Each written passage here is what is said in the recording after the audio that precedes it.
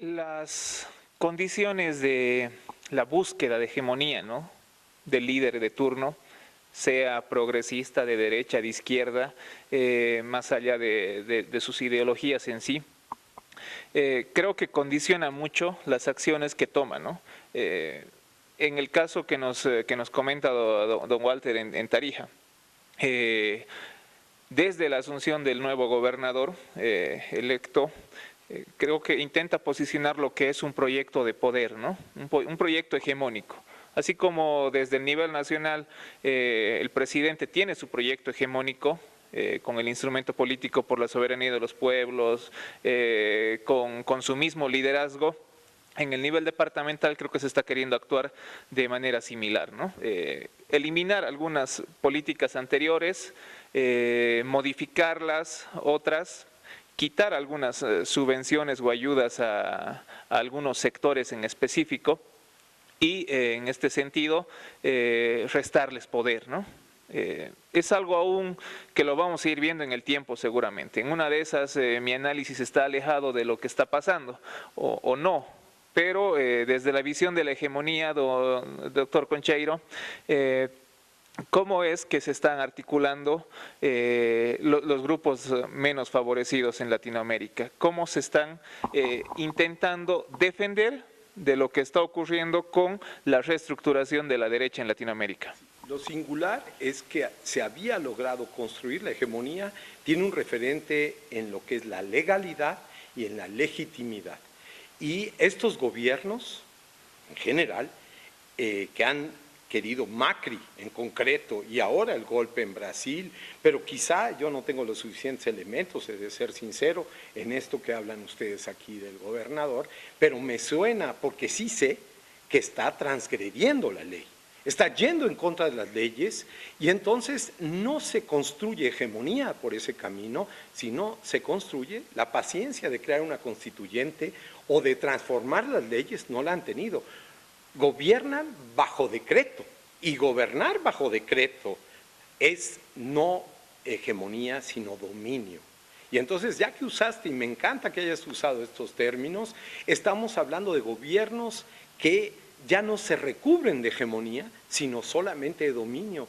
Están enloquecidos, porque eso tú no lo puedes hacer. O sea, tú no puedes actuar en contra de las leyes. No te gustan las leyes, cámbialas, pero lleva el proceso de cambiarlas. No puedes utilizar, ¿sí?, nada más el decreto para eliminar cosas que a ti no te gustan. Yo creo que ahí tienen un error. Creen que el neoliberalismo una nueva institucionalidad y un nuevo sentido, que da la posibilidad de tener una alternativa ante el neoliberalismo, porque además el neoliberalismo está en crisis a nivel mundial. Ya vimos que no funciona. ¿Por qué si ellos impusieron el neoliberalismo argumentando que el régimen anterior no servía, hoy día no se dan cuenta que el neoliberalismo no da para más?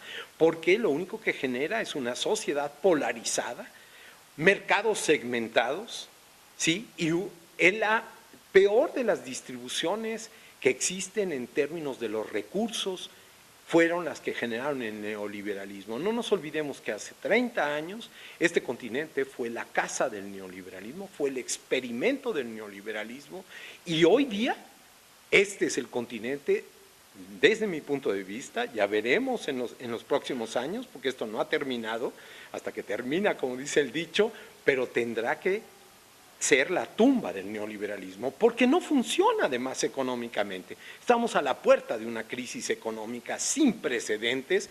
¿Cómo se les ocurre pensar esto con la caída de los precios del petróleo y del gas, con la caída de los precios de los commodities o de las mercancías básicas, de los insumos básicos?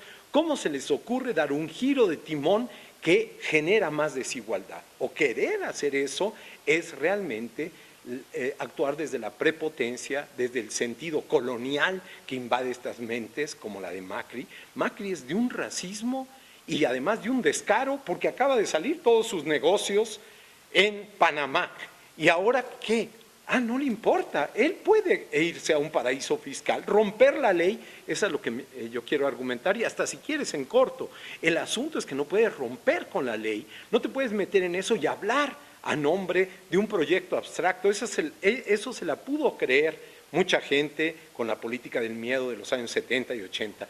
Hoy día están pisando terreno minado, en terreno, están pateando el avispero, como decimos en México. Sí, no sé si acá se diga igual, patear lo que es, digamos, toda una movilización social, están provocando esa movilización social. Quizá hasta radicalicen los procesos. Yo llamaría la atención sobre el descuido que tienen. Están jugándosela a través del dominio, pero ya no son los 70 y 80. No más dictaduras, no más de esto, ni golpes blandos. Esto va a tener una respuesta social porque la gente ya se cree en la democracia y por suerte la izquierda está comprometida con la democracia. ¿Sí? Hasta perder cosas, como quizá jugándotela con la democracia pierdes, bueno, pierdes y ganas a la vez. En este avance, pero de los gobiernos neoliberales, más bien en el último tiempo, asunción de Macri, posible asunción de Keiko Fujimori en Perú. Sí. ¿Cómo entendemos el resurgimiento de los gobiernos de antes? Sí, se entiende por básicamente la trampa que también resulta, pero yo creo que es una trampa positiva, estos procesos de democracia y procesos cortos que significan lo electoral. En eso la gente también quiere renovación, quiere cambio, quiere poner contrapesos, no quiere las viejas historias. Entonces uno lo puede leer de, vuelve la derecha, no, vuelve la alternancia en algunos casos, pero la gente no va a permitir perder las cosas que ha ganado en estos años. Entonces ahí la reacción puede ser, y entonces el ciclo quizás se acabe recuperando en otro sentido. Si aceptamos que puede haber esto, bueno, quizá uno de los países que se nos adelantó y que hablamos pocos de ellos porque son los salvadoreños, porque son los nicaragüenses, países relativamente pequeños. ¿Qué ha pasado ahí? Han perdido elecciones y han vuelto también. Entonces, y la gente ya probó otra vez volver a la derecha y ya vienen de regreso. Es muy interesante, si uno se compromete con la democracia, como yo considero que se han comprometido las fuerzas de izquierda en este continente, comprometidos con la democracia también tiene problemas, porque básicamente tienes que trabajar para el corto plazo. Ese es un elemento limitante. Como trabajas para el corto plazo, la gente te cobra y dice, no hizo suficiente. Claro, porque tienes que trabajar para el corto plazo. No tenemos una visión de Estado estratégica, la tenemos, pero no se puede aplicar bajo las normas de la democracia. Si te atreves a hacer un proyecto de largo plazo, en el mediano plazo tendrás excelentes resultados, aunque pierdas una elección.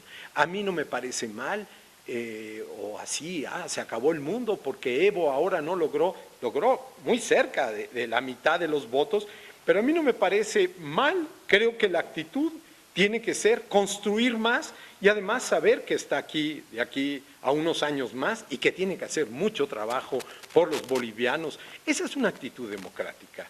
Las otras son Diego y la política de la venganza, la política de la revancha. Y esa revancha yo creo que no vamos a estar de acuerdo, aún eso. Y la otra, que parece una trampa también, es quizá la más importante. La clase media que se ha creado en nuestros países es muy volátil.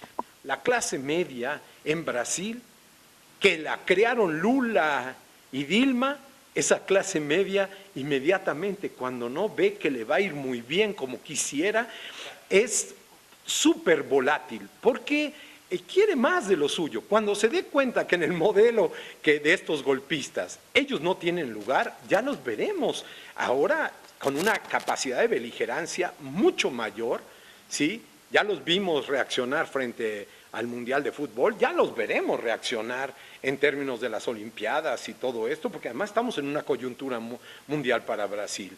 Esa clase media así se da cuenta de que no va bien, como Macri.